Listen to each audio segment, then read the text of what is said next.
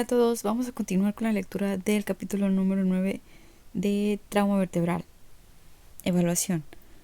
La lesión medular, al igual que otras afecciones, debe valorarse en el contexto de otras lesiones y alteraciones presentes. Después de lograr la seguridad del proveedor de atención prehospitalaria y el escenario, la evaluación primaria es la prioridad más importante. La evaluación rápida del escenario y los antecedentes del suceso deben determinar si hay probabilidad de una lesión raquídea. Se requerirá la protección de la columna vertebral con inmovilización externa. La cabeza se lleva a una posición neutra, a menos que esté contraindicado. La cabeza se mantiene en esa posición hasta que la evaluación revela que no hay indicación de inmovilización o se sustituye con un dispositivo de restricción del movimiento de la columna vertebral, como un collarín y una férula espinal, un colchón de vacío o un dispositivo de tipo chaleco. Si no se ha definido el mecanismo de lesión, no se puede hacer apropiadamente la evaluación del escenario, o desde otro punto de vista, si no es confiable, se debe asumir la presencia de lesión de columna vertebral e iniciar inmovilización externa hasta que se pueda hacer una evaluación más completa. Exploración neurológica. En el campo se hace una exploración neurológica rápida para identificar déficits evidentes potencialmente relacionados con una LMB. Se pide al paciente que mueva sus extremidades superiores e inferiores, y cualquier hallazgo anormal debe de ser registrado. Después se verifica la presencia o ausencia de sensibilidad, iniciando los hombros y continuando de forma descendente hasta los pies. No es necesario una exploración neurológica completa en el contexto prehospitalario, ya que no proveerá información adicional que modifique las decisiones en cuanto a los cuidados requeridos y constituye solo un desperdicio de tiempo precioso en el escenario y el retraso del transporte. La exploración neurológica rápida debe repetirse después de que el paciente se inmoviliza, en cualquier momento en el que se desplace y al arribar a las instalaciones receptoras, lo que ayudará a identificar cualquier cambio en su estado que pudiese haber ocurrido después de la reevaluación primaria. Utilizando un mecanismo de la lesión para valorar la LMB. Tradicionalmente, se instruía a los proveedores de atención prehospitalaria en que la sospecha de una lesión cervical se basa tan solo en el mecanismo de lesión y se requiere su inmovilización para cualquier paciente con un mecanismo que pueda sugerir una lesión. Hasta hace poco esta generalización ha causado una falta de guías clínicas claras para valorar la LMB. El mecanismo de la lesión nunca debe ser el único medio para determinar la necesidad de restricción de movimiento de la columna vertebral, ya que representa solo un factor en un proceso multifacético de toma de decisiones para determinar si es apropiada dicha restricción. Una valoración de la inmovilización del cuello y la columna vertebral también debe incluir la función motora sensitiva, presencia de dolor e hipersensibilidad y la confiabilidad en el paciente, como predictores de una LMB. Además, el paciente quizás no se queje de dolor de la columna cervical cuando asociada a esta cruce una lesión más dolorosa que distrae, como una fractura de fémur, cuya definición sigue siendo motivo de controversia. Sin embargo, el proveedor de atención prehospitalaria debe tomar en consideración las lesiones asociadas mientras valora a un paciente con una posible TCI y que potencialmente disminuye el umbral para aplicar la restricción del movimiento y de la columna vertebral si hay probabilidad de una lesión distractora. El alcohol o los fármacos que el paciente pudo haber ingerido, así como la lesión cerebral traumática, pueden también obstaculizar la percepción del dolor del paciente y enmascarar una lesión grave. Posiblemente no esté indicada la restricción del movimiento de la columna vertebral en los pacientes alertas con una exploración confiable, sin déficit neurológico, dolor de cuello o dorso y sin una lesión significativa que distrae. En aquellos con cualquiera de estos factores positivos a la exploración o quienes no se puede hacerse de manera confiable, debe continuarse la restricción del movimiento vertebral. Traumatismo contusos.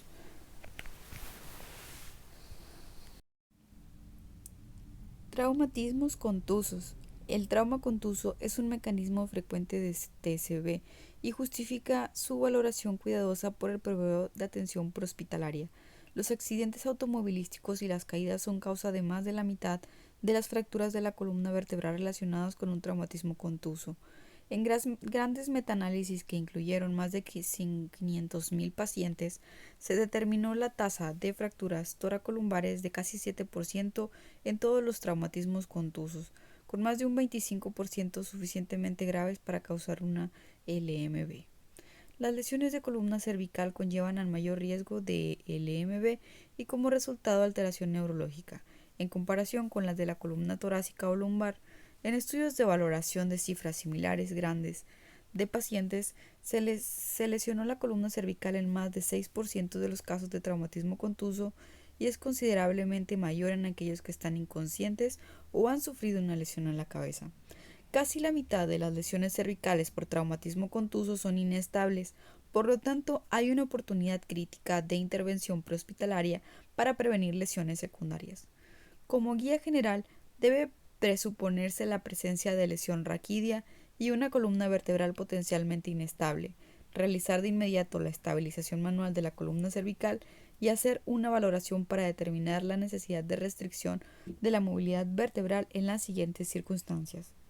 Cualquier mecanismo contuso que produjo un impacto violento sobre la cabeza, el cuello, el tronco o la pelvis, por ejemplo, asalto, atropellamiento en un colapso estructural. Por ejemplo, asalto, atrapamiento en un colapso estructural. Incidentes que producen fuerzas de aceleración, desaceleración o flexión lateral del cuello o tronco súbitas. Por ejemplo, accidentes automovilísticos a velocidad moderada o alta, peatones golpeados por un vehículo, implicados en una explosión. Todos esos. El siguiente, cualquier caída, en especial de los adultos mayores. El siguiente, expulsión o caída de un transporte motorizado o con impulso de otra fuente, por ejemplo, monopatines, patinetas, bicicletas, automóviles recreativos o motocicletas. Siguiente, cualquier incidente en aguas poco profundas, por ejemplo, buceo, navegación corporal.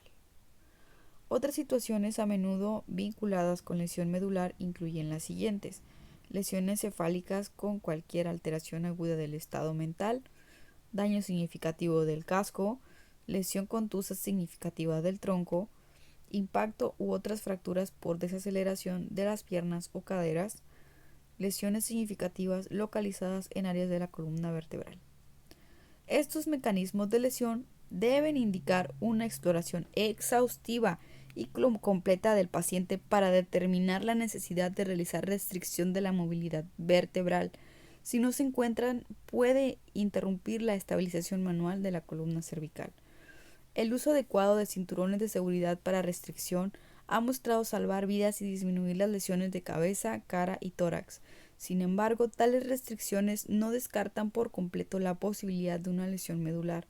En colisiones significativas de impacto frontal, cuando ocurre una desaceleración súbita importante, el torso restringido se detiene repentinamente a medida que se activan los cinturones de seguridad del asiento y el hombro, pero la cabeza sin restricción puede continuar su movimiento hacia adelante. Si la fuerza de desaceleración es suficientemente fuerte, la cabeza se moverá en descenso hasta que la mandíbula golpee la pared torácica. Girando con frecuencia a través de la correa diagonal del reposacabezas.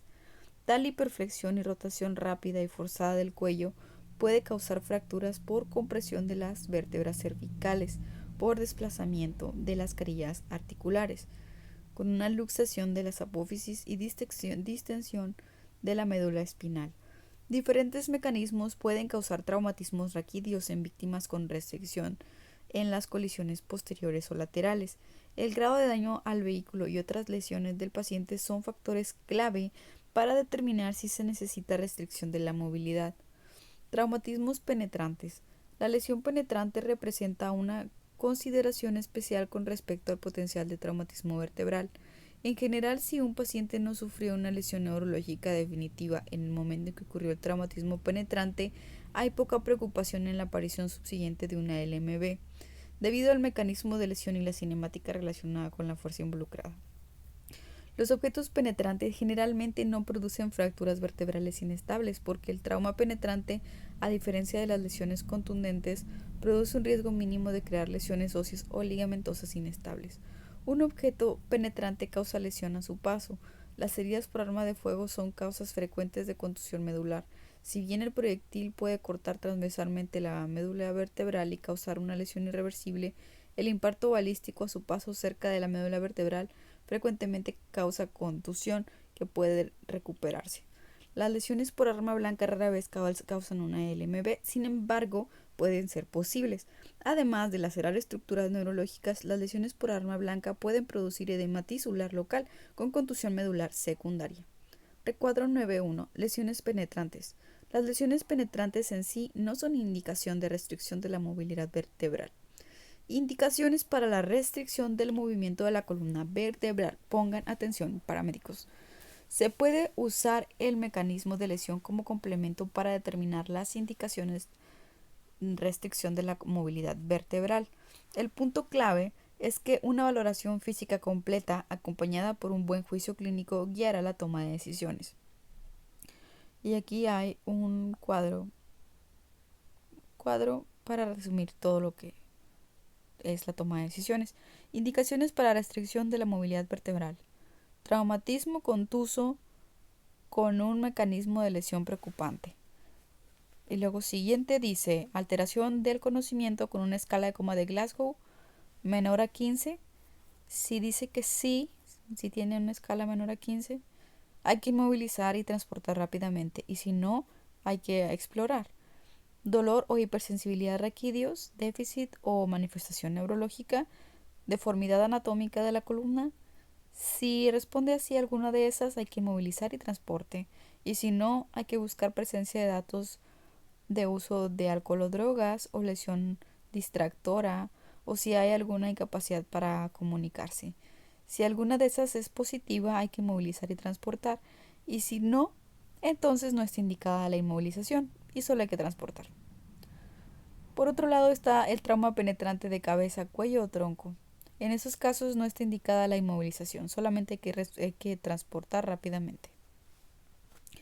En el año 2018, el Comité de Trauma del Colegio Americano de Cirujanos, la Asociación Nacional de Servicios Médicos de Urgencia de EMS y el Colegio Americano de Médicos de Urgencia actualizaron las recomendaciones en cuanto al uso de la restricción del movimiento vertebral. Con base en estas recomendaciones y las publicaciones actuales, debe considerarse la restricción del movimiento raquídeo cuando haya un mecanismo contuso de lesión con cualquiera de las indicaciones enlistadas. Recuadro 9.2. Indicaciones de restricción de la movilidad vertebral. Hipersensibilidad y o dolor raquídeo en la línea media. Incluye dolor subjetivo o con el movimiento, la hipersensibilidad puntual o la defensa de estructuras de la zona vertebral. Alteración del grado de conciencia o intoxicación. Por ejemplo, TBI o la influencia de alcohol u otras sustancias intoxicantes. Parálisis y o síntomas o signos neurológicos focales. Por ejemplo, entumecimiento y o debilidad motora. Incluyen parálisis bilateral, parálisis parcial, paresia, debilidad o entumecimiento, punzadas o escozor, shock medular o neurogénico por debajo del nivel de la lesión. En los hombres, una erección continua del pene o priapismo puede ser índice adicional de una LMB.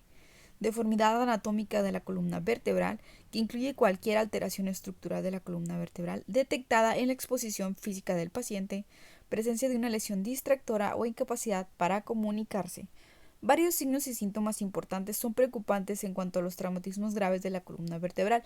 Sin embargo, su ausencia no descarta definitivamente la lesión medular.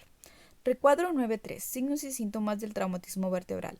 Dolor en el cuello o la espalda, dolor con el movimiento del cuello o la espalda, dolor a la palpación de la cara posterior del cuello o la línea media del dorso, deformidad de la columna vertebral, contractura refleja o rigidez antiálgica de los músculos del cuello o la espalda, parálisis, paresia o parestesias de las extremidades en cualquier momento después del incidente, signos y síntomas de shock neurogénico y priapismo. En un esfuerzo por disminuir el uso innecesario de la restricción de movimientos vertebrales, en particular con una tabla espinal larga, estas organizaciones de profesores de profesionales también indican que no se requiere necesariamente la inmovilización de la férula espinal larga si el paciente cumple con otros criterios enumerados en el cuadro 9.4. Recuadro 9.4. Criterios para determinar cuándo es innecesaria la restricción del movimiento vertebral. Nivel normal de conciencia, calificación de 15 en la escala de coma de Glasgow, sin hipersensibilidad o anomalía anatómica en la columna vertebral, sin lesión distractora, sin intoxicación y sin datos o hallazgos neurológicos. Los pacientes con una lesión penetrante, por ejemplo por arma de fuego o punzante en la cabeza o cuello o tronco y sin datos de lesión medular o con signos o síntomas neurológicos, por ejemplo entumecimiento, punzadas o pérdida de la función motora o sensitiva o la pérdida real del conocimiento, no deben inmovilizarse. En numerosos estudios se demostró que las lesiones de columna inestables rara vez se presentan por traumatismos penetrantes en cabeza, cuello o tronco, y las lesiones penetrantes aisladas por sí mismas no son indicación de restricción del movimiento de la columna vertebral. Debido al riesgo muy bajo de lesiones medular inestable y puesto que las otras lesiones creadas por trauma penetrante a menudo tienen mayor prioridad terapéutica, los pacientes con traumatismo penetrante no deben de ser objeto de inmovilización vertebral. De hecho, en un estudio retrospectivo que usó las bases de datos de Traumatología Nacional, se documentó que los pacientes con traumatismos penetrantes que eran objeto de inmovilización raquídea en el campo tenían una tasa de mortalidad global mayor comparados con los que no eran inmovilizados. Las lesiones penetrantes en sí no son indicación de restricción de la movilidad vertebral, a menos que haya un mecanismo secundario o datos de lesión medular, no deben aplicarse de manera sistemática la restricción del movimiento vertebral en los pacientes con lesión penetrante. El principal objetivo de la atención prehospitalaria es reconocer las indicaciones para la restricción del movimiento de la columna vertebral, en lugar de intentar inmovilizar la columna vertebral. Debido a que muchos pacientes no tienen una lesión de columna vertebral, es apropiado un enfoque selectivo para realizar la restricción del movimiento de la columna, especialmente porque se ha demostrado que la inmovilización de la columna produce efectos adversos en voluntarios sanos, incluyendo aumentos del esfuerzo respiratorio, isquemia de la piel y dolor. Este abordaje selectivo de la restricción del movimiento vertebral es todavía más importante en la población de adultos mayores que pudiese ser más susceptible a la pérdida de continuidad de la piel y presentar enfermedad pulmonar asociada. Los proveedores de atención prehospitalaria deben centrarse en las indicaciones apropiadas para realizar la restricción del movimiento vertebral, pero la realizarán solo cuando esté indicada para prevenir las complicaciones secundarias. Si no hay indicaciones después de una exploración cuidadosa y exhaustiva, tal vez no se necesite la inmovilización raquídea. La piedra angular de la atención exitosa de las lesiones vertebrales es la misma que con cualquier otro tipo de trauma. Consiste en una valoración de primera calidad con un tratamiento apropiado y oportuno. Cuando un paciente presenta un mecanismo de lesión preocupante en ausencia de las indicaciones enlistadas anteriormente, debe valorarse su confiabilidad. Un paciente confiable se encuentra tranquilo y cooperativo, con un estado mental normal por completo. Un paciente no confiable puede mostrar cualquiera de los siguientes: alteración del estado mental. Quienes sufrieron un traumatismo craneoencefálico que causó alteración de su estado de conciencia no pueden valorarse adecuadamente y deben realizarse restricción de la movilidad. De manera similar, los pacientes bajo la influencia de las drogas o alcohol se inmovilizan y tratan como si tuvieran una lesión raquídea hasta que lesiones dolorosas que distraen. Las lesiones muy dolorosas pueden distraer al paciente de otras menos dolorosas e interferir con el suministro de respuestas confiables durante la valoración. Son ejemplos una fractura de fémur o una gran quemadura. Barreras de comunicación. Se pueden encontrar problemas de comunicación en los pacientes con barreras de lenguaje y alteración auditiva, niños muy pequeños o que no pueden comunicarse eficazmente por cualquier otro motivo. El paciente debe reevaluarse continuamente para garantizar su fiabilidad en todas las fases de una evaluación. Si en cualquier momento muestra signos o síntomas o se encuentra en duda la confiabilidad de su exploración, debe asumirse que el paciente presenta una lesión vertebral e implementarse técnicas completas de restricción de la movilidad vertebral. En muchas circunstancias el mecanismo de lesión no sugiere una lesión cervical, por ejemplo una caída sobre una mano hiperextendida y producción de una fractura de coles, que es una fractura distal de radiocúbito. En estos pacientes, ante una exploración normal y una valoración apropiada, no está indicada la restricción.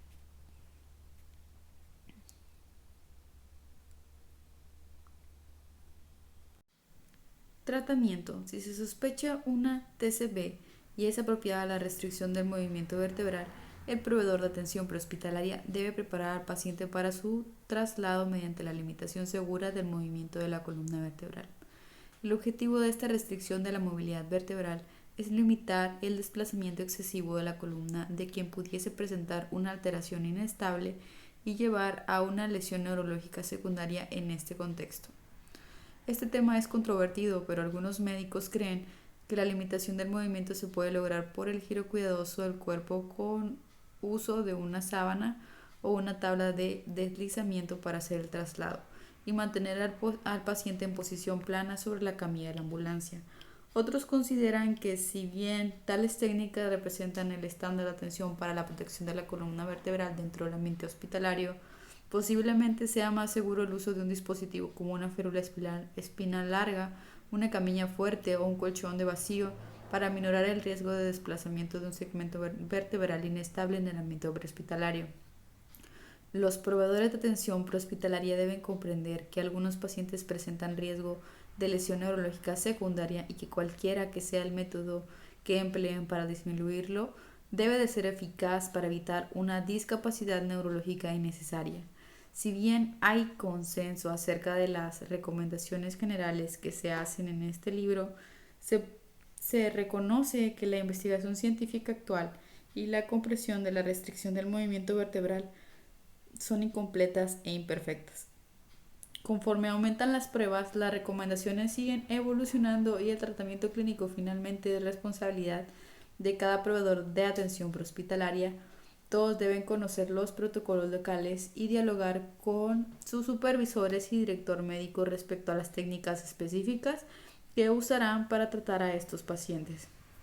Se pueden usar varios métodos para la restricción del movimiento vertebral.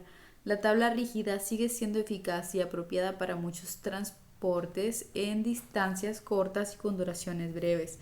Sin embargo, este dispositivo debe evitarse en lo posible para los traslados más prolongados, ya que se vincula con complicaciones como mayores molestias, úlceras por presión o la restricción de la respiración. Las camillas fuertes o el colchón al vacío pueden usarse como alternativa de una tabla rígida larga, ya que estos dispositivos suelen ser más fáciles de emplear y más cómodos. Deben inmovilizarse la cabeza, el cuello, el tronco y la pelvis, cada uno en una posición neutra, para prevenir cualquier movimiento adicional de la columna vertebral inestable que pudiese causar daño de la médula espinal. La inmovilización raquídea sigue el principio común del tratamiento de las fracturas, inmovilizar la articulación previa y la posterior al sitio de la lesión. Debido a que la anatomía de la columna vertebral, este principio de inmovilización debe extenderse más allá que justamente la articulación previa y posterior a una lesión vertebral que se sospecha.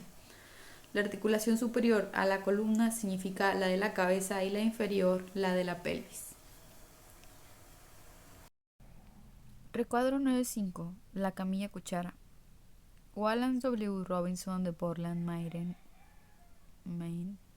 inventó la camilla cuchara, también conocida como almeja, camilla ortopédica de Robertson y de cuchara, en 1943 y se patentó en 1947. Usaba apenas una apertura articulada en el extremo podálico. La forma que se conoce hoy, con dos aperturas articuladas, fue patentada por Ferno en 1970. La camilla cuchara, que se va a mostrar abajo, comúnmente se fabrica en metal, ya sea aluminio o otro de poco peso, pero ahora se usan plásticos modernos más a menudo. Tiene un dispositivo en dos partes que permite colocar las mitades separadas bajo cada lado del paciente sin manipulación excesiva. Después de acoplar las dos mitades se puede elevar al paciente y transferirlo a una camilla de ambulancia o colchón de vacío. Cuando se encuentra retraída para su almacenamiento, la camilla cuchara mide 1.6 metros de largo y 0.4 metros de ancho, pero se puede extender hasta casi 2 metros para adaptarse a la talla del paciente. Su peso es casi el mismo que el de una tabla larga. Los límites de peso aceptables del paciente varían de acuerdo con las especificaciones del fabricante. por lo general de 160 a 300 kilogramos. La camilla cuchara se puede usar como herramienta para transportar a un paciente por una gran distancia, considerando que se le asegure apropiadamente con cintas.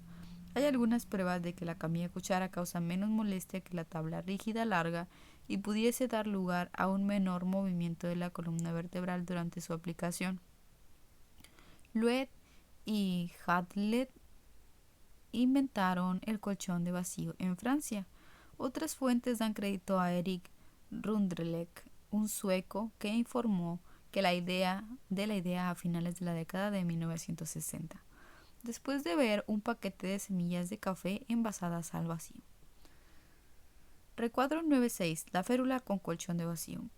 La férula con colchón de vacío es una herramienta de transporte e inmovilización que se usa después de que se transfirió al paciente al interior de una ambulancia en una camilla cuchara. Se trata de una bolsa de polímero hermética llena de pequeñas esferas de poliestireno y cuenta con una válvula. Cuando el aire dentro del colchón al vacío se retira, la presión atmosférica del exterior comprime las esferas, apilándolas y formando un lecho rígido que se adapta al contorno corporal del paciente. El colchón de vacío evolucionó considerablemente en la última década.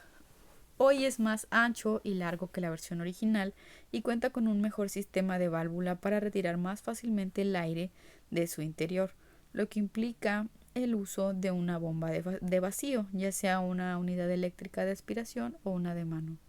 El colchón que se observa aquí tiene forma de V, lo que permite a los proveedores de atención prehospitalaria preparar al paciente con mayor seguridad. Las cintas para fijación y transporte están cosidas al colchón, lo que las hace fáciles de usar y manipular.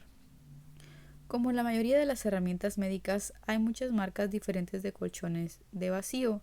Por lo tanto, los proveedores de atención prehospitalaria deben conocer el dispositivo particular y participar en entrenamientos frecuentes para su uso. Varios estudios han mostrado que el colchón de vacío provee un grado mucho mayor de comodidad al paciente que la tabla rígida larga. Es relevante mencionar que el colchón de vacío es similar a la mayoría de las tablas espinales. Permite el paso de los rayos X, de modo que no es necesario retirar al paciente de los sistemas de inmovilización mientras se valora en el departamento de urgencias. La flexión o extensión anterior moderada de los brazos puede causar movimientos significativos de la cintura escapular. Cualquier desplazamiento o angulación de la pelvis da como resultado el movimiento del sacro y las vértebras a él unidas. Por ejemplo, el movimiento lateral de ambas piernas, juntándolas, puede causar angulación de la pelvis y flexión externa de la columna. Las fracturas de una región de la columna vertebral se asocian con fracturas de otras áreas de la columna vertebral. Por lo tanto, la instrucción adicional ha sido considerar a toda porción de la columna vertebral con soporte de peso, cervical, torácica, lumbar y sacra, como una sola entidad e inmovilizarla y sostenerla de manera completa para alcanzar una inmovilización apropiada cuando hay sospecha de una lesión asociada. La posición supina es la posición más estable para garantizar un apoyo continuo durante el manejo y transporte de un paciente. También proporciona el mejor acceso para un examen más profundo, reanimación y manejo adicionales de un paciente. Cuando el paciente está en posición supina, se puede acceder simultáneamente a la vía aérea, los ojos, el tórax y el abdomen. Los pacientes suelen presentar una de 4 posturas generales: sentada, semiprona, supina o de pie.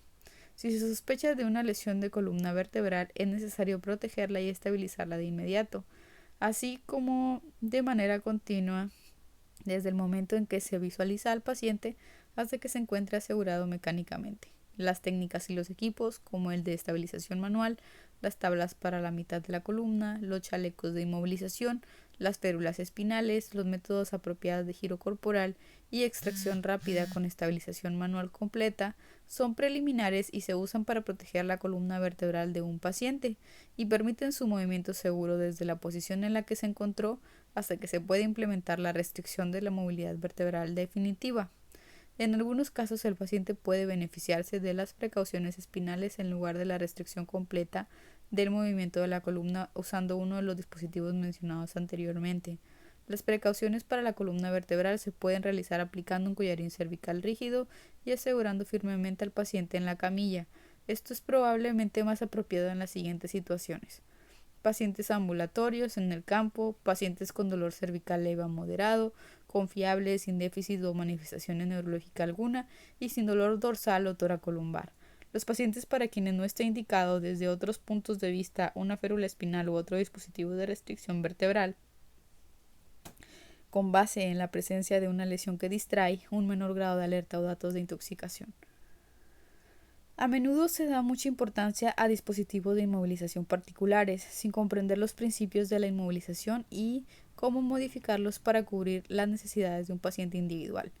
Se pueden usar con seguridad los dispositivos y métodos de inmovilización específicos solo con la comprensión de los principios anatómicos que son genéricos para todos los métodos y equipos. Cualquier método inflexible detallado para usar un dispositivo no cumplirá con las condiciones variables que se encuentran en el campo, independientemente del equipo y modo específico usado. El tratamiento de cualquier paciente con una columna inestable debe seguir los pasos generales descritos en la siguiente sección. Método general. Cuando se toma la decisión de inmovilizar a un paciente traumatizado, siga los siguientes principios. 1. Movilizar la cabeza del paciente en una posición neutra, apropiada y alineada, a menos que esté contraindicada. Control manual y continuo y estabilización alineada sin interrupción. 2. Valoración del paciente mediante la evaluación primaria y administración inmediata de la intervención requerida. 3. Verificar la capacidad motora del paciente, la respuesta sensitiva y la circulación de las 4 extremidades si su estado lo permite. 4. Examinar el cuello del paciente, medir y colocar el collarín cervical un collarín eficaz y de ajuste adecuado. 5. Dependiendo de la situación y de qué tan críticas sean las lesiones del paciente, colóquesele una tabla corta o un dispositivo de chaleco o úsese una maniobra de extracción rápida si se encuentra dentro de un vehículo. Coloca al paciente sobre una férula espinal larga u otro dispositivo de inmovilización apropiado si yace sobre el piso. 6. Inmovilizar el tronco del paciente en el dispositivo, de manera que no se pueda desplazar hacia arriba o abajo, a la izquierda o derecha. 7. Valorar y amortiguar detrás de la cabeza del paciente adulto o el tórax del paciente pediátrico según sea necesario. 8. Inmovilizar la cabeza del paciente en el dispositivo, manteniendo su posición neutra. 9. Una vez que el paciente se encuentra en el dispositivo de inmovilización, inmovilice las extremidades inferiores de manera que no se pueda mover hacia adelante o los lados. 10. Asegure los brazos del paciente si está indicado. 11. Repita la evaluación primaria y la capacidad motora del paciente, su respuesta sensitiva y la circulación de las 4 extremidades si sus condiciones lo permiten. Estabilización manual alineada de la cabeza. Una vez que se ha determinado a partir del mecanismo de lesión que puede existir una columna vertebral lesionada, el primer paso es proporcionar una estabilización manual en línea. Se sujeta la cabeza del paciente y se desplaza con cuidado hasta una posición neutra, a menos que esté contraindicado. Se mantiene una posición neutra adecuada en línea, sin ninguna tracción significativa de la cabeza y cuello. Solo debe ejercerse una tracción suficiente para causar la descarga axial en un paciente sentado o de pie. Es decir, llevar el peso de la cabeza fuera del eje y el resto de la columna cervical. La cabeza debe mantenerse constantemente en posición neutra, alineada de manera manual hasta que se logre su inmovilización mecánica y la del tronco, o la exploración revele que no es necesaria la inmovilización vertebral. De esta manera la cabeza y el cuello del paciente se inmovilizarán inmediatamente y permanecerán así si está indicado hasta después del examen en el hospital. Mover la cabeza a una posición neutral en línea presenta menos riesgo que si el paciente fuera llevado y transportado con la cabeza en una posición angulada. Además, tanto la inmovilización como el transporte del paciente son mucho más simples con su cabeza en posición neutra. Contraindicaciones. El movimiento de la cabeza del paciente a una posición alineada neutral está contraindicada en unos cuantos casos. Si el movimiento cuidadoso de la cabeza y el cuello a una alineación neutral causa cualquiera de los siguientes puntos, se debe de interrumpir: resistencia al movimiento, espasmo de los músculos del cuello, aumento del dolor, inicio o aumento de un déficit neurológico como entumecimiento, parestesias o pérdida de la capacidad motora, compromiso de la vía aérea o la ventilación. No deben intentarse un movimiento de alineación si las lesiones de un paciente no son tan graves, que la cabeza presenta una desalineación tal que ya no parece extenderse desde la línea media de los hombros. En esas situaciones, la cabeza del paciente debe estar inmovilizada en la posición en la que se encontró inicialmente. Afortunadamente, estos casos son raros. Collarines cervicales rígidos. Los collarines cervicales rígidos por sí solos no proporcionan una inmovilización completa. Simplemente ayudan a sostener el cuello y promueven una falta de movimiento. Debe lograrse la estabilización del cuerpo en un dispositivo de restricción del movimiento vertebral o la camilla de la ambulancia para limitar efectivamente el movimiento vertebral durante la transferencia y el transporte de pacientes. Los métodos prehospitalarios de restricción del movimiento de la columna vertebral. Collarines cervicales rígidos. Los collarines cervicales rígidos por sí solos no proporcionan una inmovilización completa. Simplemente ayudan a sostener el cuello y promueven una falta de movimiento. Debe lograrse la estabilización del cuerpo en un dispositivo de restricción de movimiento vertebral o la camilla de la ambulancia para limitar efectivamente el movimiento vertebral durante la transferencia y el transporte de pacientes. Los métodos prehospitalarios de restricción del movimiento de la columna vertebral, chaleco, una tabla vertebral corta o una férula espinal larga, necesariamente permiten un cierto movimiento del paciente y la columna vertebral, porque estos dispositivos solo se sujetan externamente al paciente. La piel y el tejido muscular se mueven ligeramente en el marco esquelético. Incluso cuando el paciente está extremadamente bien inmovilizado, la mayoría de las situaciones de rescate implica algún desplazamiento del paciente y de la columna vertebral cuando se extrae, traslada y carga en la ambulancia. Este tipo de movimiento también se presenta cuando la ambulancia acelera y desacelera bajo las condiciones normales de conducción. Un collar cervical efectivo se asienta sobre el tórax, la columna dorsal posterior, la clavícula y los músculos de trapecio, donde el movimiento del tejido es mínimo. Aún permite el movimiento en C6, C7 y T1, pero ayuda a limitar la compresión de tales vértebras. La cabeza se asegura bajo el ángulo de la mandíbula y en el occipucio. El collar rígido permite que la carga inevitable entre la cabeza y el torso se transfiera de la columna cervical al collarín, lo que limita la compresión cervical que de otro modo podría resultar. Aunque no inmoviliza por completo la columna vertebral y la cabeza, un collar ayuda a limitar el movimiento. La parte anterior rígida del collar también proporciona un camino seguro para la correa inferior de la cabeza a través del collar anterior, cuando el paciente está aún más inmovilizado. El collar debe de ser de tamaño correcto para el paciente. Un collar demasiado corto no será efectivo y permitirá una flexión o compresión significativa de la columna vertebral debido a la carga axial.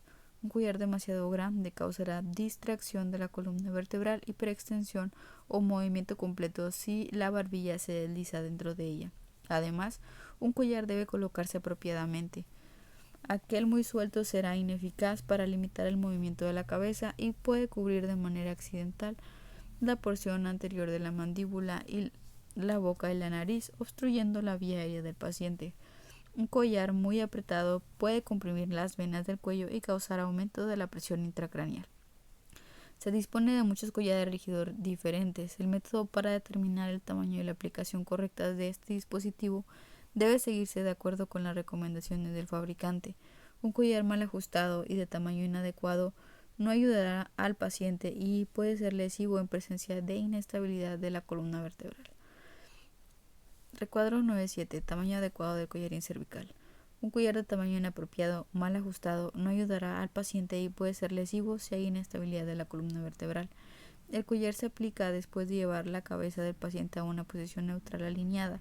Si no se puede regresar la cabeza a una posición neutral, es difícil el uso del collar de collar alguno y no debe de considerarse. En este caso, el uso improvisado de una sábana o toalla enrollada puede ayudar a la estabilización. Un collar que no permite que la mandíbula descienda y que la boca se abra sin mover la columna vertebral producirá aspiración de contenido gástrico cuando el paciente vomite, por lo tanto no debe usarse. Los métodos alternativos de inmovilización de un paciente cuando no se puede usar un collar incluye el uso de artículos tales como sábanas, toallas y cintas. En el contexto prehospitalario, el proveedor de atención prehospitalaria quizás requiera ser creativo cuando atiende este tipo de pacientes.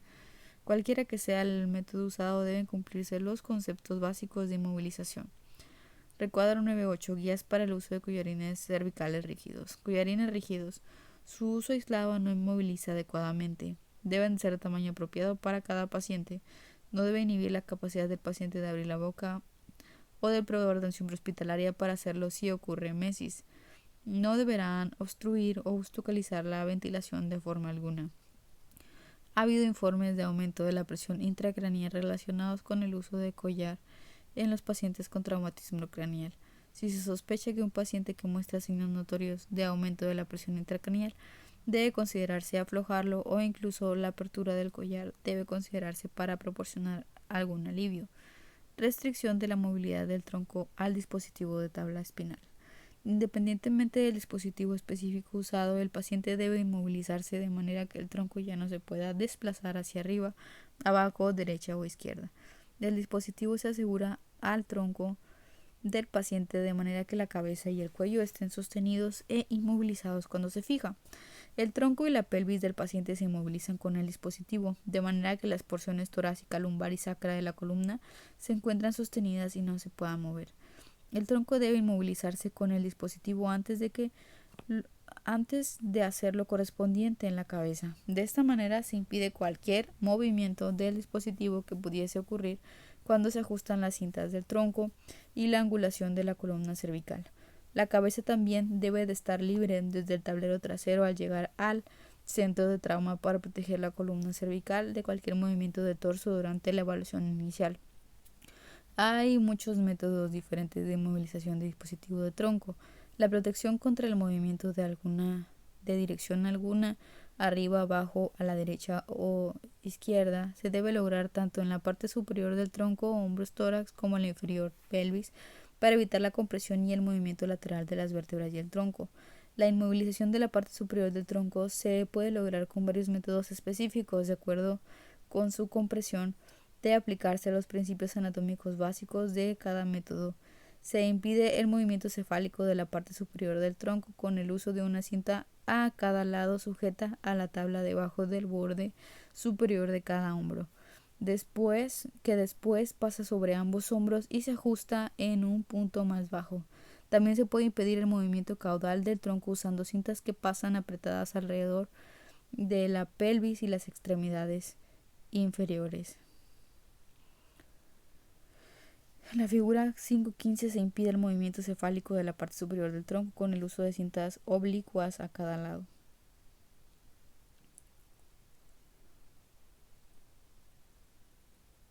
En la figura 9.16 se puede impedir el movimiento caudal del tronco utilizando cintas que pasen apretadas alrededor de la pelvis y piernas. En un método se usan cintas para producir una X. Una de ellas transcurre de un lado de la tabla sobre el hombro y cruza la posición superior del tórax y debajo de la axila opuesta para ajuste a la tabla de ese lado. Este abordaje detiene cualquier movimiento de la parte alta del tronco ascendente a la izquierda o derecha. Figura 9.17. El uso de dos cintas para formar una X sobre la parte superior del tórax ayuda a impedir cualquier movimiento ascendente, descendente a la izquierda o derecha de la parte superior del tronco. Se puede lograr el mismo grado de inmovilización ajustando una cinta a la tabla y pasándola a través de la axila para después cruzar a la parte superior del tórax y llegar a la opuesta con el fin de ajustarse del otro lado. Se agrega entonces una cinta o corbata a cada lado y se pasa sobre el hombro para ajustarlo a la cinta de la axila, a semejanza de un par de tirantes. La inmovilización de la parte superior del torso de un paciente con una clavícula fracturada se realiza colocando bucles tipo mochila alrededor de cada hombro a través de la axila y sujetando los extremos de cada bucle en la misma asa. Las cintas se mantienen cerca del borde lateral de la parte superior del tronco y no cruzan las clavículas.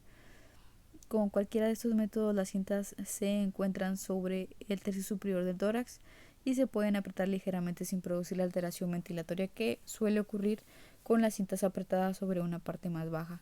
La inmovilización de la parte inferior del tronco se puede lograr con el uso de una sola cinta apretada tensadamente en la pelvis sobre las crestas ilíacas. Si la férula espinal larga tiene que ubicarse en posición vertical o trasladarse en escaleras o por cierta distancia a un par de cintas en la ingle, proveerá mayor inmovilización que la única a través de las crestas ilíacas. Puede evitarse el desplazamiento lateral o anterior alojándose del dispositivo rígido a la mitad del tronco con el uso de una cinta adicional alrededor. Cualquier cinta que rodee al tronco entre la parte superior del tórax y las crestas ilíacas debe ajustarse, pero no tanto que inhiba su excursión, altere la función ventilatoria o cause un aumento significativo de la presión abdominal. Independientemente de qué dispositivo de cintas o técnica se use, el principio es asegurar el tronco y después la cabeza a la tabla espinal. El dispositivo y la técnica particular elegidos dependerá del juicio del proveedor de atención prehospitalaria y las circunstancias presentes. El debate de la tabla rígida o férula espinal larga. Si bien la tabla rígida provee restricción del movimiento de toda la columna vertebral, es importante comprender varios hechos acerca de la misma. El ser colocado sobre una tabla rígida es una experiencia en extremo incómoda para el paciente. Una tabla no acoginada causará manifestaciones de malestar dorsal después de un tiempo relativamente breve. Además de inmovilizarse en una tabla rígida, se coloca una gran cantidad de presión sobre las prominencias óseas en contacto con la tabla. Con el transcurso del tiempo, la circulación de tales zonas se verá comprometida y llevará a la isquemia, necrosis cutánea y úlceras de decúbito. Todos estos factores deben llevar al proveedor de atención prehospitalaria a colocar algún acoginamiento debajo del paciente y disminuir al mínimo el tiempo que pase sobre la tabla. Además, algunos pacientes, en especial los bariátricos, pueden experimentar compromiso ventilatorio por su sujeción con cintas en posición supina en una tabla. Todas estas preocupaciones han llevado a un movimiento creciente para disminuir o hacer cesar por completo el uso de férulas o tablas espinales y retirar a los pacientes. Una vez que se ha colocado en una camilla, si bien está claro que demasiados pacientes se inmovilizan innecesariamente con base en solo el mecanismo de lesión, la red conceptual que rodea al tablero no se puede ignorar. Como en cualquier intervención, la aplicación de esas estrategias terapéuticas deben considerarse cuidadosamente. Además, si bien no es el único método para lograr la restricción del movimiento vertebral, dadas las complicaciones potenciales reconocidas, la férula espinal larga es útil en casos seleccionados como en un transporte breve. Ciertamente es posible mantener la alineación vertebral y limitar el movimiento simplemente acomodando al paciente en la camilla de la ambulancia en posición supina con un collarín cervical puesto. Esta técnica usada para la inmovilización del paciente en el hospital, incluso después de una lesión con inestabilidad cervical o toracolumbar formalmente diagnosticada. Si la lesión toracolumbar no puede descartarse, sin embargo, no es seguro permitir al paciente se siente con la cabeza elevada de alguna forma. Si se desea elevar la cabeza para aumentar la protección de la vía aérea, considere desplazar la camilla a una posición inversa de Trendelenburg inversa, de modo que la columna se mantenga en alineación vertical completa todo el tiempo. En el hospital, sin embargo, los pacientes se pueden movilizar para su transporte con el uso de sábanas y varias personas que pueden cambiarles de posición con seguridad para evitar el desarrollo de úlceras de presión. No suele haber necesidad de desplazamientos de forma vertical y potencialmente sobre un terreno irregular, como es el caso frecuente durante operaciones en el campo. Tampoco hay necesidad de transportarlos en vehículos con sacudidas y baches en el tránsito. Por lo tanto, las necesidades de estabilización de la columna vertebral no son tan importantes en el hospital como en el campo. Además, dado que los tiempos de transporte de la medida de los SEM en Estados Unidos son relativamente breves y que el tiempo prolongado en el que el paciente necesita mantenimiento de restricción del movimiento vertebral o la inmovilización en el hospital y el grado de malestar vinculado con el uso de la tabla rígida es mucho mayor que en el ambiente prehospitalario.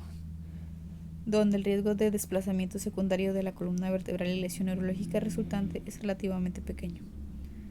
Este es el motivo por el que los pacientes deben retirarse de la férula espinal larga o dispositivo de inmovilización poco después de arribar al hospital o centro de trauma. También es posible extraer con seguridad a los pacientes de los vehículos mediante el uso de dispositivos temporales como tablas espinales cortas y deslizables y de inmediato ubicarlos en la camilla de ambulancia sin incluso emplear una tabla larga. Esta técnica requiere mayor atención al detalle durante los traslados del paciente y un alto grado de alerta de la necesidad de mantener las precauciones respecto a las vértebras durante todo el transporte por el personal involucrado. El mantener este grado de regulación puede ser difícil y no es raro que en el ambiente prehospitalario el recurrir a auxiliares relativamente sin entrenamiento para ejecutar tales traslados. No obstante, la técnica tiene la ventaja de ser de mayor comodidad del paciente y menor tiempo en el escenario de aquellos fisiológicamente inestables. Ha ocurrido con frecuencia creciente en Estados Unidos y Europa la eliminación del uso de tablas largas en ambiente prehospitalario, sin datos en las publicaciones a la fecha de un aumento de la incidencia de lesión neurológica catastrófica secundaria. Si bien algunas agencias de SEM en Estados Unidos empiezan a considerar la eliminación del uso de tablas espinales largas, en otras se ha elegido modificar las técnicas de su uso en un intento por limitar las molestias, más bien que exponen a los pacientes al riesgo potencial de una lesión secundaria catastrófica. Los proveedores del SEM deben de estar al tanto de los cambios en su sistema y actualizarse respecto a las últimas pruebas y cambios de protocolo. Mantenimiento de la posición neutral alineada de la cabeza. En muchos pacientes, cuando la cabeza se coloca en una posición neutral alineada, la posición más posterior de la región del occipucio se encuentra entre 1.3 y 8.9 centímetros por delante de la pared torácica posterior.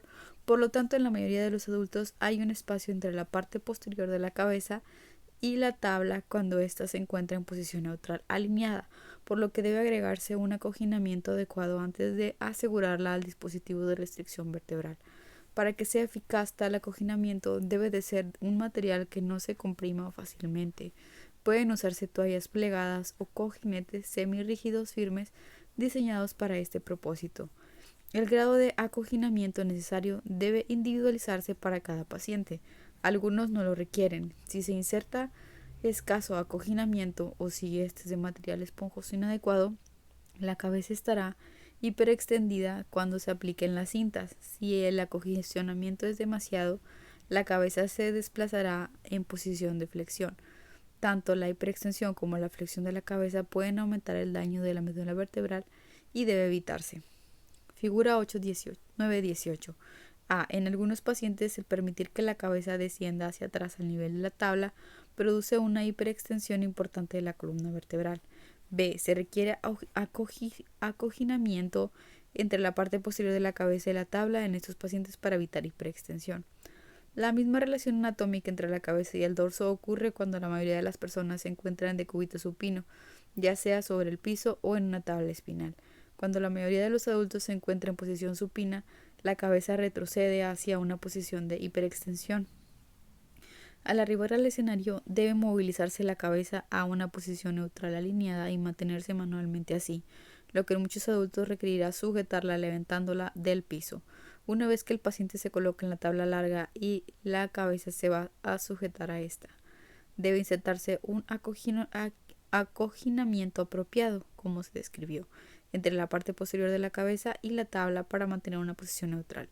Estos principios deben usarse en todos los pacientes, incluyendo atletas con acoginamientos de hombros y pacientes con una curvatura anormal de la columna, como aquellos con cifosis importante. En los niños pequeños, generalmente aquellos cuyas dimensiones corporales son de 7 años o menores, el tamaño de la cabeza es mucho menor con relación al resto del cuerpo en un adulto y los músculos del dorso presentan menor desarrollo. Cuando la cabeza de un niño pequeño se encuentra en posición neutral alineada, el dorso de la cabeza suele extenderse de 2.5 a 5 centímetros más allá del plano posterior del tórax. Por lo tanto, si se coloca al niño pequeño directamente sobre una superficie rígida, la cabeza se desplazará a una posición de flexión. Figura 9.19. El mayor tamaño de la cabeza de un niño con relación a su cuerpo en combinación con el menor desarrollo de los músculos torácicos posteriores produce hiperflexión cefálica cuando se le coloca una tabla espinal.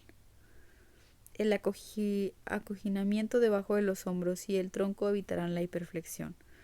La colocación de un niño pequeño en una tabla larga estándar dará como resultado una flexión no deseada de la cabeza y el cuello. Es necesario modificar la férula espinal larga, ya sea por la creación de un hueco para que se ajuste al occipucio o la inserción de un acoginamiento bajo el tronco para mantener la cabeza en posición neutral. El acoginamiento colocado debajo del tronco debe ser del grosor apropiado, de manera que la cabeza se ubique sobre la tabla en posición neutral. Cuando es exagerado causará extensión. Cuando es insuficiente flexión, el acoginamiento bajo el tronco debe ser firme y uniforme.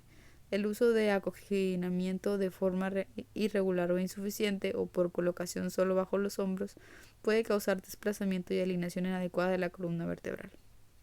Cuadro 9.9. Retiro del equipo deportivo. Si bien es relativamente raro un traumatismo vertebral en los atletas, esto representa un suceso que potencialmente pone término a su carrera y altera su vida. Los traumatismos durante actividades deportivas constituyen casi 15% de todas las TCB, 10% de la LMB y de 2 a 3% de los ingresos hospitalarios relacionados con el deporte en Estados Unidos. El mecanismo por el que ocurre la lesión varía con base a la actividad. De manera similar, ciertas actividades deportivas conllevan mayor riesgo de LMB que otras.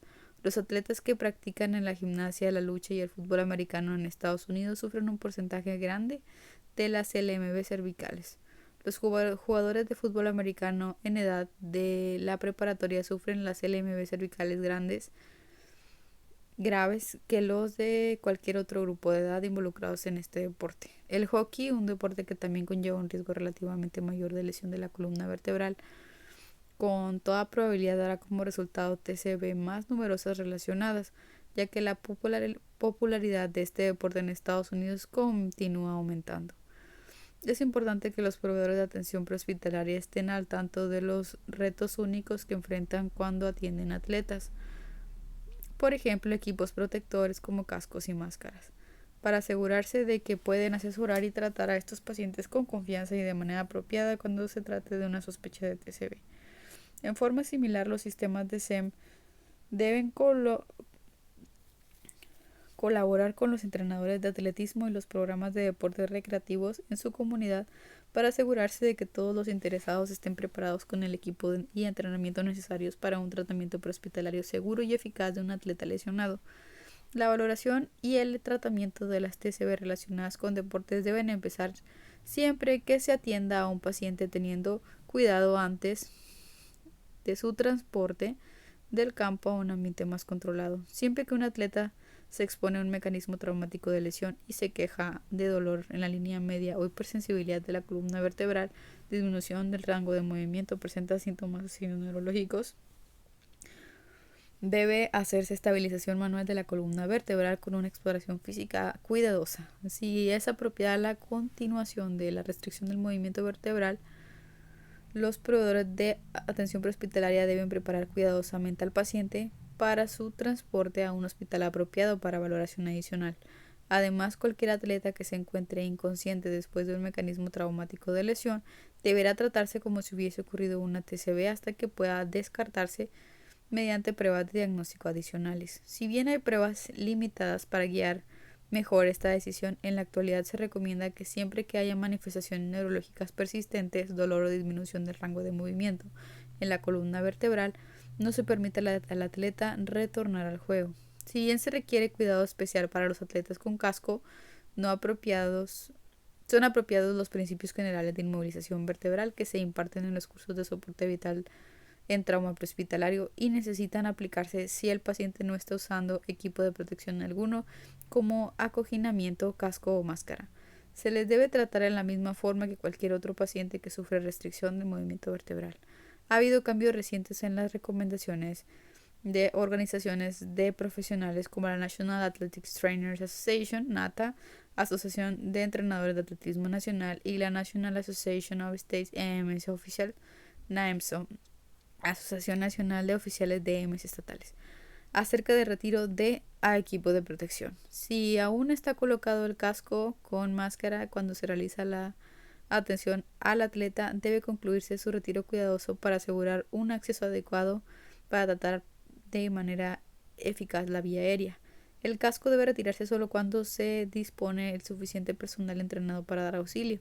Idealmente el casco y los cojinetes de hombros deben retirarse como una sola unidad. Sin embargo, aún es posible inmovilizar al jugador con una férula espinal larga sin causar hiperextensión de la columna cervical cuando se retira solo el casco, lo que se logra con el uso apropiado de un acoginamiento detrás de la cabeza para mantenerla en alineación neutral con el resto de la columna.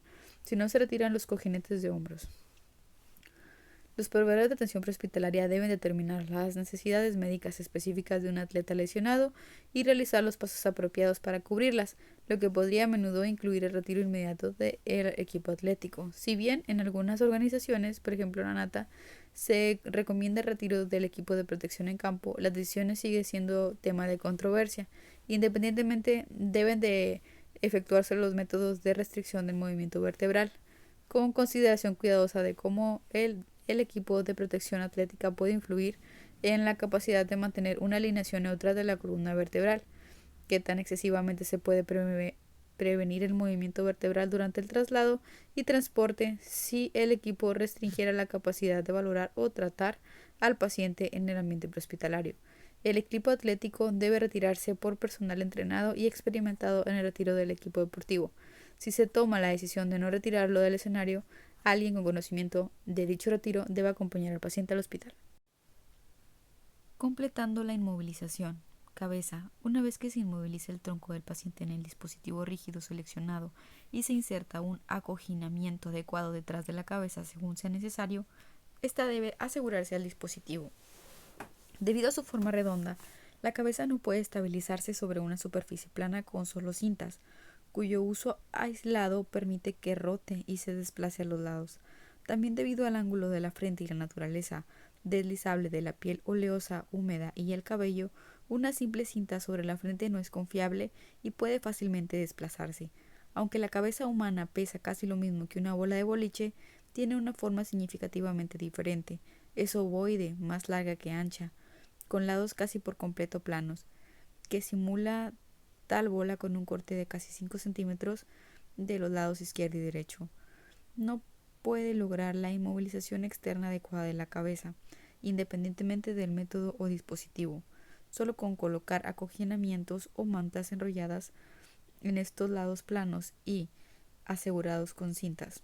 En tal caso, de un dispositivo de tipo chaleco se logra con las porciones laterales articuladas de manera que formen parte de este. Los soportes laterales, ya sea bloques de hule, espuma preformados o mantas enrolladas, se colocan cerca de ambos lados de la cabeza. Las piezas laterales deben de ser al menos tan anchas como los oídos del paciente o mayores, y con una altura al menos al nivel de los ojos del paciente en posición supina. 2 cintas o fragmentos de tela adhesiva alrededor de estas piezas cefálicas conjuntan los lados. Cuando se empaqueta la cabeza entre bloques o mantas, adquiere una superficie posterior plana, que se puede fijar a un dispositivo liso. La cinta superior en la frente se coloca ligeramente sobre la porción inferior de este segmento del cráneo, atravesando la cresta supraorbitaria, para ayudar a prevenir el deslizamiento anterior de la cabeza. Si se usa cinta, evítese colocarla directamente sobre las cejas y debe retraerse de manera lo suficientemente ajustada para encajar los bloques o mantas y apoyarse firmemente sobre la frente. El dispositivo que sostiene la cabeza, independientemente del tipo, también requiere una cinta inferior para ayudar a mantener las piezas laterales firmemente oprimidas contra las partes inferiores externas de la cabeza y anclar más el dispositivo y prevenir el movimiento anterior de la porción baja de la cabeza y el cuello. La cinta inferior pasa alrededor de las piezas laterales y a través de la porción rígida anterior del collar y no debe colocarse con demasiada presión sobre esta, porque pudiese producir compresión de la vía aérea o un problema del retorno venoso en el cuello. No se recomiendan las bolsas de arena para usarse como soportes laterales debido al peso que pudiese aplicarse sobre la cabeza y el cuello cuando se gira el paciente, inmovilizado sobre su costado. El uso de estas bolsas de arena aseguradas a la tabla larga a los lados de la cabeza y el cuello representa una práctica peligrosa independientemente de que también se aseguren estos objetos pesados pueden desviarse y desplazarse. Si surgiese la necesidad de rotar al paciente sobre la tabla hacia un costado, cuando es inminente que vomite, el peso combinado de las bolsas de arena puede producir presión lateral localizada contra la cabeza y la columna cervical, forzándolas a desplazarse. El elevar y descender la cabeza de la tabla cuando se moviliza y carga al paciente o cualquier aceleración o desaceleración súbita de la ambulancia puede también causar desviación de las bolsas en movimiento y movimiento de la cabeza y el cuello. El uso de copas para la mandíbula o cintas que la rodea impide abrir la boca para vomitar, por lo que no deben utilizarse estos dispositivos. Cualquiera que sea el método de estabilización elegido, es esencial que el proveedor de atención prehospitalaria reconozca que la inmovilización rígida de la columna cervical con estos dispositivos alterará la capacidad de manipular la boca del paciente y tener acceso a su vía aérea en una forma que pudiese permitir su protección en caso de un descenso de estado de alerta. También disminuye potencialmente la capacidad del paciente de proteger su vía aérea en caso de vomitar o presentar una hemorragia orofaringea. Además, se ha mostrado que la posición supina con restricción a menudo es resultado del correspondiente movimiento vertebral. Disminuye la permeabilidad de la vía aérea en pacientes con traumatismos y pérdida del estado de alerta, en comparación con la posición lateral, lo que da como resultado un mayor riesgo de compromiso de la vía aérea. La maniobra de tracción mandibular da como resultado un menor movimiento de las lesiones cervicales inestables, cuando es comparada con otras maniobras de la vía aérea. Si se requiere manejo de la vía aérea, se recomienda que se realice la maniobra de tracción mandibular, mientras un proveedor de atención diferente mantiene la estabilización de la columna cervical en posición neutral. Es importante recordar que el riesgo de lesión neurológica catastrófica secundaria en estos pacientes, incluso con intubación endotraqueal mediante laringoscopía directa, en presencia de una columna cervical inestable es pequeño, independientemente de los signos, síntomas y el mecanismo de presentación. También es importante recordar que el riesgo de compromiso de la vía aérea y aspiración de un paciente con disminución del rango de alerta que vomita y sangra en su orofaringe es real, sustancial y potencialmente devastador. Nunca permita que el proceso de inmovilización de la columna cervical dé como resultado un decremento de la capacidad de mantener y asegurar la vía aérea de un paciente. Extremidades inferiores. La rotación externa significativa de las extremidades inferiores puede causar desplazamiento anterior de la pelvis y movimiento de la porción baja de la columna vertebral. Colocar los pies juntos elimina esta posibilidad. La aplicación de esta manta enrollada o un fragmento de acoginamiento entre las extremidades inferiores aumentará el confort del paciente. Las extremidades inferiores del paciente se aseguran al dispositivo de inmovilización con 2 o más cintas, una proximal a las rodillas, cerca de la mitad del muslo, y otro distal a las rodillas. El adulto promedio mide entre 35 a 50 centímetros de un lado a otro de las caderas y solo 15 a 23 centímetros de un lado al otro de los tobillos. Cuando los pies se colocan juntos en forma de V de las caderas. Cuando los pies se colocan juntos, se forma una V de las caderas a los tobillos. Debido a que estos últimos son considerablemente más estrechos que el dispositivo, una cinta colocada atravesando la parte baja de las extremidades inferiores puede prevenir el desplazamiento anterior, pero no evitará que se muevan a los lados de un borde del dispositivo de movilización al otro, si se angula o rota el dispositivo. Las extremidades inferiores caerán hasta el borde inferior, lo que puede angular la pelvis y producir desplazamiento de la columna vertebral. Una forma de sujetar eficazmente la parte baja de las extremidades inferiores del paciente en su lugar es rodearlas con varias capas de cinta antes de anclarla al dispositivo de inmovilización. Las extremidades inferiores se pueden mantener en la mitad del dispositivo colocando rollos de mantas entre cada una y los bordes del dispositivo antes de la sujeción con cintas. Es importante asegurar que la cinta no estén tan apretadas que alteren la circulación distal. Extremidades superiores. Por seguridad, las extremidades superiores del paciente se pueden asegurar al dispositivo o a través del tronco antes de moverlo. Una forma de alcanzar esto es con las extremidades superiores colocadas a los lados sobre el dispositivo, con las palmas hacia adentro y aseguradas con una cinta que atraviesa los antebrazos y el tronco, que deberá ser ceñido, pero no tanto que comprometa la circulación de las manos. Las extremidades superiores del paciente no deben incluirse en la cinta de las crestas ilíacas o las asas inguinales. Si las cintas están suficientemente tensas para proveer inmovilización adecuada en la parte inferior del tronco, pueden comprometer la circulación de las manos. Si se encuentran sueltas, no proveerán la inmovilización adecuada del tronco a las extremidades superiores. El uso de una cinta adicional exclusivamente para sujetar las extremidades superiores permite abrirla para hacer mediciones de la presión arterial o iniciar una venoclisis una vez que el paciente está en la ambulancia sin comprometer la inmovilización. Si la cinta de la extremidad superior es también una del tronco, el soltarla para liberar solo la extremidad tiene igualmente el efecto secundario. Extracción rápida contra dispositivo corto para el paciente sentado. La decisión de usar una técnica de extracción rápida o con un dispositivo corto debe basarse en el cuadro clínico del paciente, los hallazgos en la valoración primaria y la situación en el escenario, si se encuentra que presenta lesiones críticas con problemas de la vía aérea, respiración o circulación, o está en shock o en inminencia de son apropiadas las técnicas de extracción y transporte rápido. El beneficio del acceso rápido al paciente y el tratamiento de esas afecciones rebasa al riesgo del procedimiento de extracción. Afortunadamente, pocos pacientes entran en esta categoría y en los más estables se pueden emplear un dispositivo corto. Los errores más comunes de la inmovilización. Los siguientes son los errores más comunes de la inmovilización. 1. El no proveer adecuadamente la restricción del movimiento de la columna vertebral, de modo que se pueda desplazar el tronco de manera significativa hacia arriba o hacia abajo sobre el dispositivo de restricción vertebral, o que la cabeza aún se pueda mover en forma excesiva. 2. El tamaño o colocación inadecuados del collarín cervical. 3. La inmovilización del paciente con hiperextensión cefálica. La causa más frecuente es una falta de acoginamiento apropiado detrás de la cabeza. 4.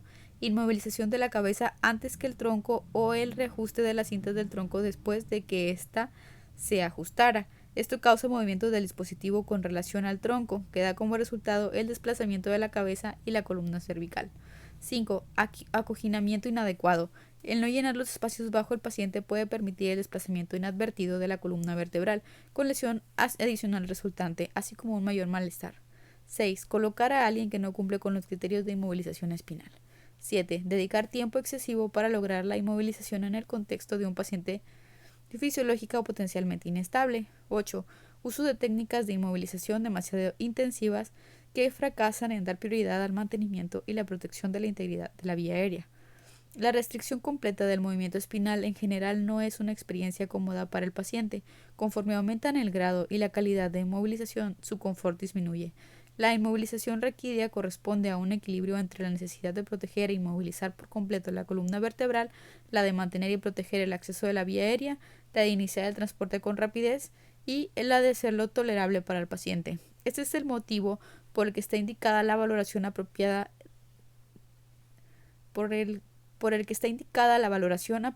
de la necesidad de restricción de la movilidad vertebral. Recuadro 9.10. Criterios para la valoración de las destrezas de inmovilización.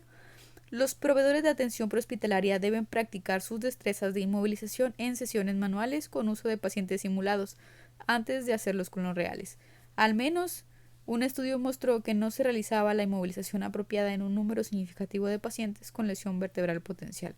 Cuando se practican o valoran nuevos métodos o equipo, los siguientes criterios servirán como buenos recursos para determinar qué tan eficaz ha sido la intervención para la restricción del movimiento vertebral.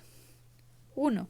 Iniciar la estabilización alineada en forma manual de inmediato y hasta mantenerla hasta que se sustituya mecánicamente. 2. Verificar la función neurológica distal. 3. Aplicar un collar de tamaño apropiado y eficaz. 4. Asegurar el tronco antes que la cabeza. 5. Prevenir el movimiento del tronco hacia arriba o debajo del dispositivo. 6. Prevenir el movimiento de la parte superior e inferior del tronco izquierda o derecha en el dispositivo de inmovilización. 7. Hay que asegurar que las cintas que cruzan el tórax no inhiban su excursión o den como resultado un compromiso ventilatorio. 8. Inmovilizar de manera eficaz la cabeza de modo que no se puedan mover en dirección alguna. 9. Proveer acoginamiento detrás de la cabeza si es necesario. 10. Mantener la cabeza en posición neutral alineada. 11. Hay que asegurar que nada inhiba o evite abrir la boca y que haya suficiente acceso a la vía aérea para permitir al proveedor de atención prehospitalaria mantener y proteger su integridad de manera eficaz. 12. Inmovilizar las extremidades inferiores de modo que no se puedan mover hacia adelante, rotar o desplazar de un lado al otro, incluso si la tabla y el paciente se hacen girar hacia un costado. 13. Mantener la pelvis y las extremidades inferiores en una posición neutral alineada. 14.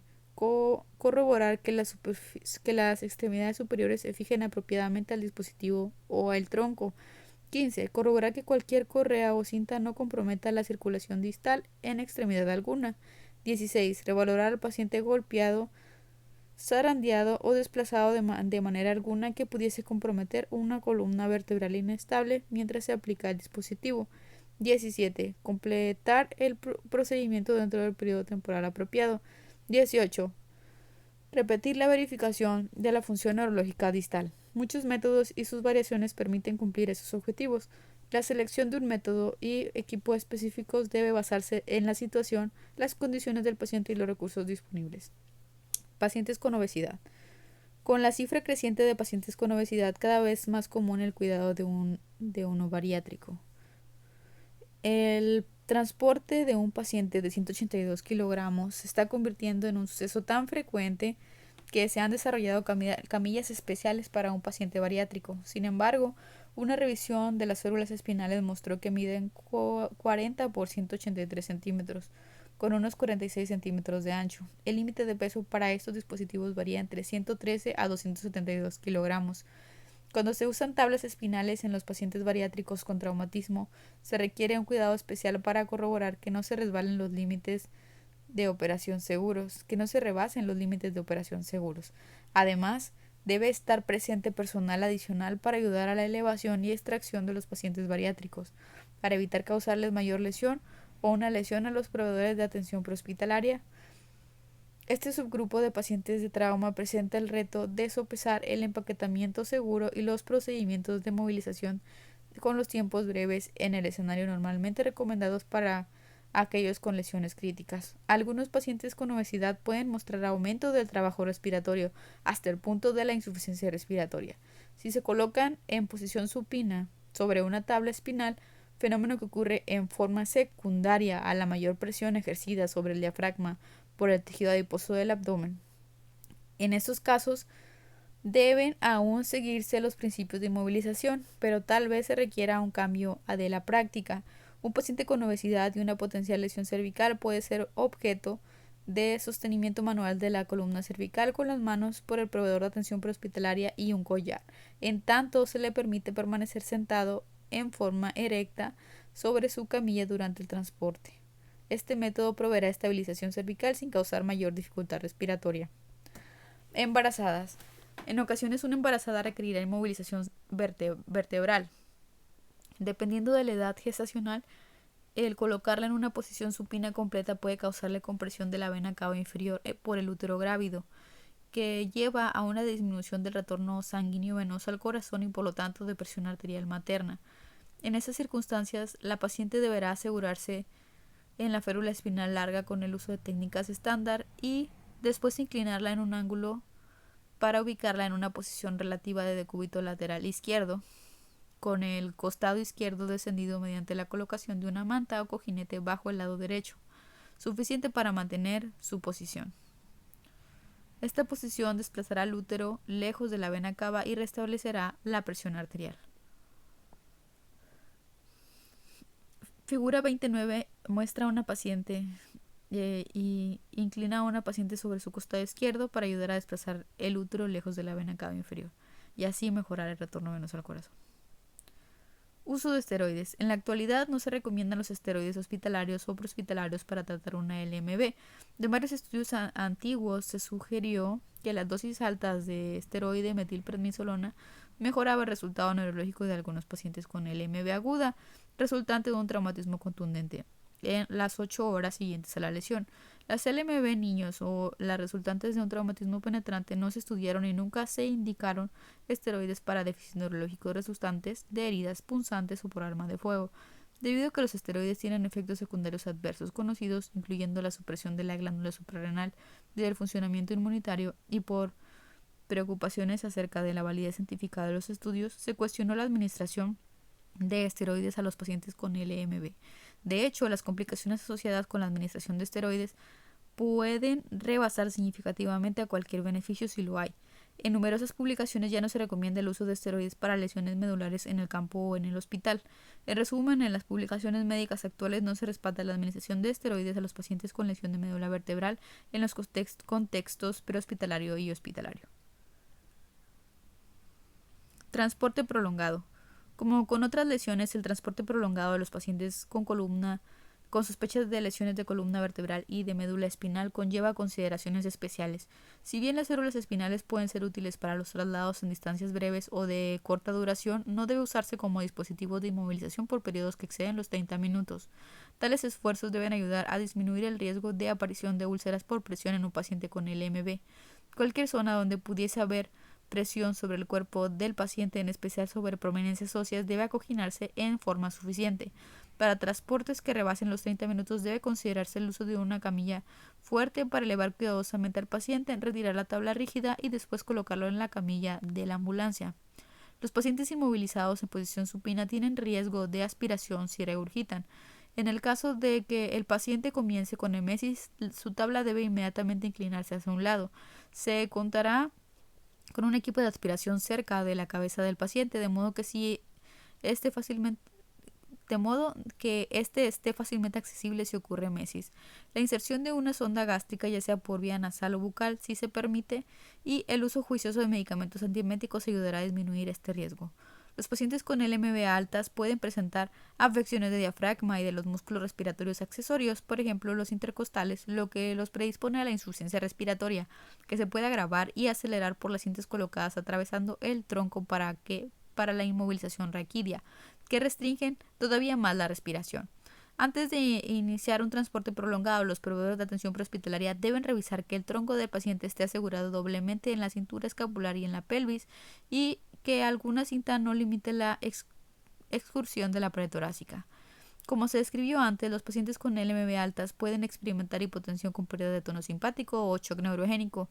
Si bien rara vez sufren hipoperfusión amplia de sus tejidos, las cargas súbitas de soluciones cristaloides en general son suficientes para restablecer su presión arterial normal. Rara vez, si acaso, son necesarios los vasopresores para tratar el shock neurogénico. Otro signo distintivo de una lesión alta de la columna cervical es la bradicardia. Si se asocia con hipotensión significativa, se puede tratar con dosis intermitentes de 0.5 a 1 miligramos de atropina por vía intravenosa. La presencia de taquicardia combinada con hipotensión debe hacer sugerir la sospecha de shock hipovolémico o hemorrágico, más bien que neurogénico. La valoración cuidadosa puede señalar la fuente de la hemorragia. Si bien las intraabdominales y las fracturas pélvicas son las más probables, la inserción de una sonda vesical permitirá utilizar el gasto urinario como otro parámetro guía de la perfusión tisular. En un adulto con un gasto urinario mayor a 30 a 50 mililitros por hora, en general, indica una perfusión satisfactoria. La pérdida de sensibilidad que acompaña a una LMB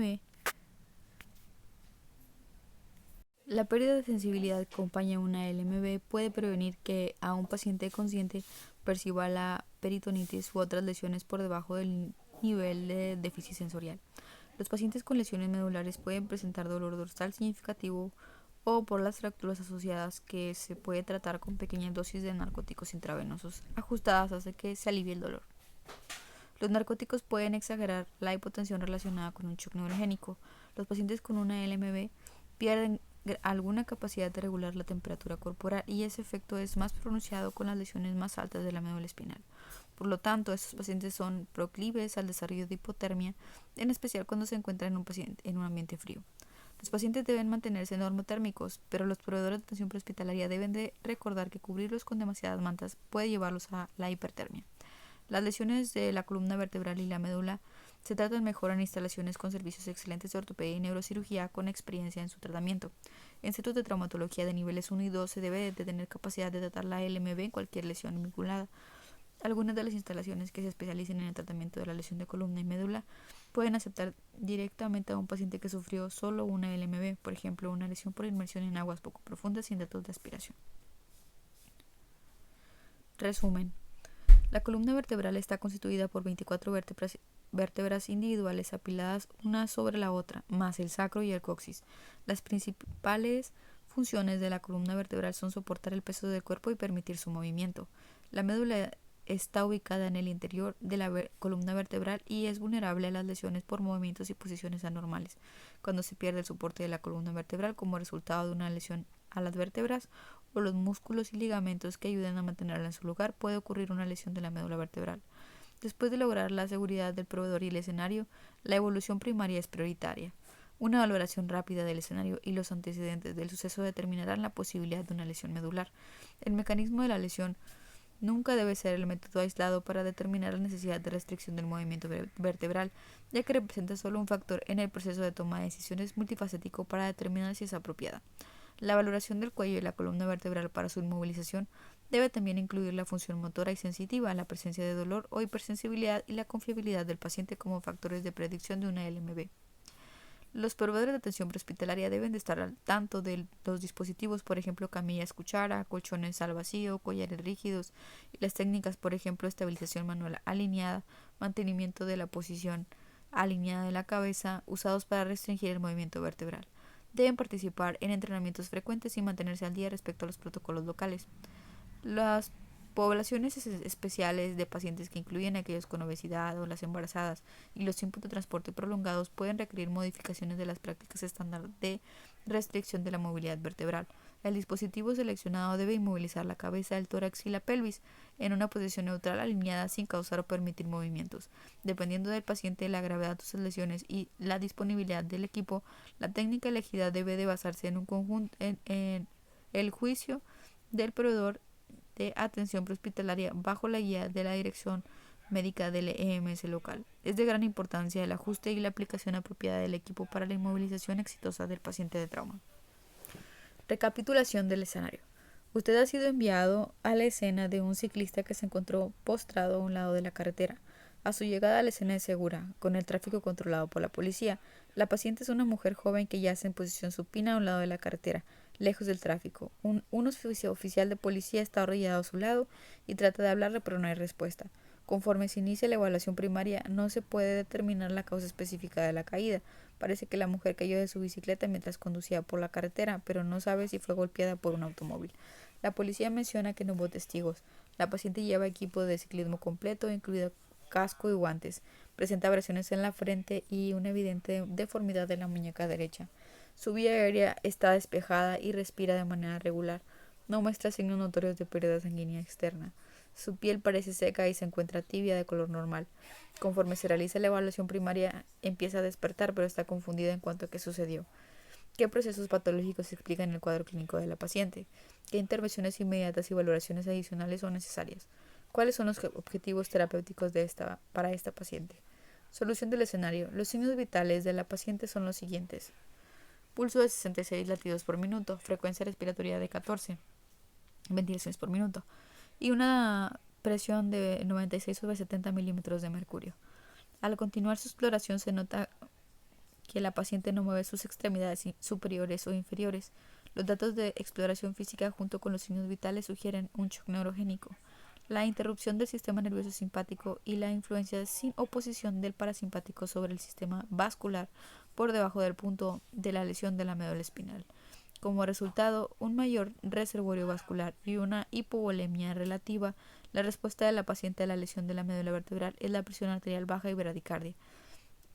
Las prioridades de la atención son continuar el mantenimiento de la vía aérea permeable y la oxigenación, además de asistir con la ventilación según sea necesario para asegurar un volumen minuto adecuado, mientras se provee la estabilización manual concomitante de la columna cervical.